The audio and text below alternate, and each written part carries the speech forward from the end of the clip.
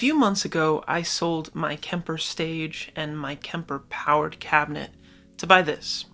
This is the Kemper Powered Head, or the Kemper Toaster, or the Kemper Powered Toaster. Now, at the time, I thought it was a really good idea, but a couple months later, I maybe feel a little bit different about it, and I want to talk about those thoughts. And also, if I were buying a Kemper right now, which would I buy?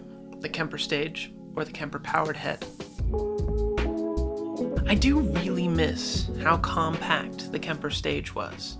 When I did my Nashville gig a couple weeks ago, I could have very easily taken the Kemper Stage in my small little duffel bag that I could have put in the overhead compartment. Now that's in sharp contrast to my current bag that I have for my Kemper Head, which is this gator bag right here. This gator case is excellent because it's got its own room for the Kemper remote, but it's huge and kind of cumbersome. Even the original green Kemper bag that I had for a little while was pretty big, and it always felt like I was stuffing it totally full to put the remote on top, and then it started to fall apart a little bit. So it's kind of cumbersome to bring these things around. That is unless you're just bringing it around kind of without any case, in which case, I don't know, I kind of like having a little bit more protection for something like this, but that's just me. The bag that carries the Kemper Stage was so easy and convenient. It was well built. It had that one big pocket where you could put all your cables, and it was super lightweight and protected the Kemper very well. Setting up the Kemper Stage was always very easy with the minimal cables needed. Everything was always displayed very nicely right in front of you. I personally never had any problems with stepping on the buttons that were in front of me. I thought the design of the unit was very good for that reason. And I also never worried about potentially breaking that incredibly fragile looking Ethernet cable that connects the Kemper remote to the PowerHead. So the Kemper Stage, toaster, and rack all have inherently the same features and sound quality. Barring the power amp and a few extra knobs here and there, they all effectively are the same. The thing is though, is with these extra knobs, I actually feel like it's a lot more of a tactile experience with my Kemper Head. Rather than the Stage, I was constantly wanting to adapt in the rig manager, rather than bending over constantly to touch a thing that's on the floor. Having the Kemper set up next to me on my desk has actually been a really nice experience, especially having the delay, reverb, and modulation knobs all conveniently right there within arm's reach. I actually have it set up on my desk here, and this is really all that I record guitar with right now. I can still control it with Rig Manager if necessary, but I like being able to treat it how I would in a session, with like 30 to 40 of my favorite profiles organized and dialed in, ready to play. I find Rig Manager a little bit overwhelming considering I have somewhere in the range of like 4,000 profiles. It's kind of a problem, I know. Maybe a bit of an unspoken bonus of the Kemper Stage is its startup time. It really starts up lightning fast, like 5 to 6 seconds. Compare that with my current Kemper Head.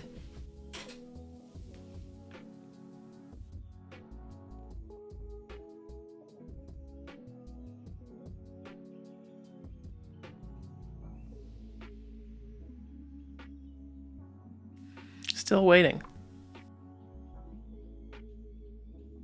Alright, that was a little over a minute to wait for my Kemper to start up. Not to say that that's like a huge problem, but it's nice when things move faster. Personally, if I had to stick to one, I would stick with the Powered Head. It's the original for a reason, and that power amp is just incredibly useful to me. But I also see the allure of the Kemper Stage. It's kind of the gateway drug into the Kemper world, seeing as it's priced very well, and it's also in a format that's comfortable for pedalboard fans. Bypassing the amplifier and cabinet sections of a Kemper would basically give you a world-class multi-effects unit, and then you could use it with whatever amplifier you want. Also being helpful for amplifier fans. So maybe that's the best option for newer users. In a perfect world, I think that there's room to have both. In fact, that's something that I would like to do someday. I don't think it's exactly an either-or situation. I think it's just more fit to what you're doing, which would warrant which model to buy. I got the Powered Head when I was doing a lot more grab-and-go gigs and rehearsals. The ultra-convenient power amp is what actually ended up selling me on it, but also not having to bend over to adjust the sound all the time was really helpful. I was also doing a lot of bass rehearsals at the time as well, and as someone who actually doesn't own a bass amp, this was my bass amp. And it actually does sound pretty killer. This is a Noble Bass DI profile that I took from my buddy Blake, who I built his pedal board a couple weeks ago. It's going into this vintage 15-inch Jensen speaker, and with a little bit of EQ and compression, no one's ever really complained.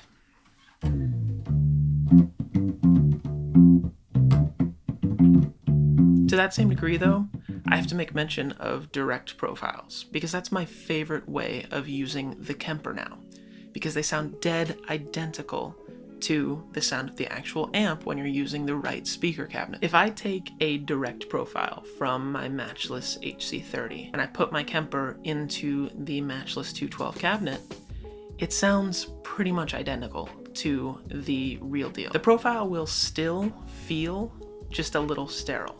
And that's because the dynamics and then the gain structure of an amp will never be recreated exactly right.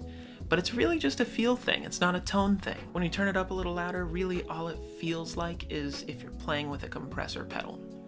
But I still think direct profiles and merged profiles are the move when it comes to the Kemper. Just a quick plug to my own Kemper packs, because I want to do a little bit of like a Halloween / early Black Friday sale.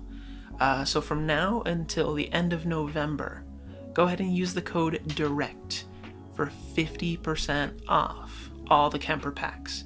The Mashless HC30, the Tone Thing Imperial, as well as the Filmo Sound Pack, all have some great direct profiles in there for you if you ever want to try doing this kind of thing. If you do end up checking them out, let me know what you think in the comments or wherever. The Kemper, to me, really represents convenience. I still own all my amps, so the more things that get added into the play in terms of bringing more gear, the more I think about just going back to my old pedal board and amplifier setup. It's for this reason that I generally am kind of not too cool with going with a separate power amp and cabinet to be able to get a Kemper Stage to work in the same way that this works. That being said, the Kemper is still such a reliable and easy way to play and record at a professional level. When conditions are right and then the stage monitors are dialed in well, playing with the Kemper can be an incredible experience. I've even had bandmates and audience members tell me as such that it's the best tone they've heard. Still, I will occasionally have something like this cabinet up on stage to kind of hit me with the feeling of pushing air, just so that it feels a little bit more normal. I'll angle it towards myself rather than the audience, and then the direct out from the Kemper will go to the front of house. Still, you can end up with funny moments like this one when a sound guy hasn't seen a Kemper before. Anyway, which Kemper do you have? Which Kemper do you want to have? Are you totally satisfied with your stage, power head, rack, whatever? Let me know down in the comments. We'll chat. Thank you so much for watching. If you enjoyed it, please leave me a like, and I'll see you guys in the next one.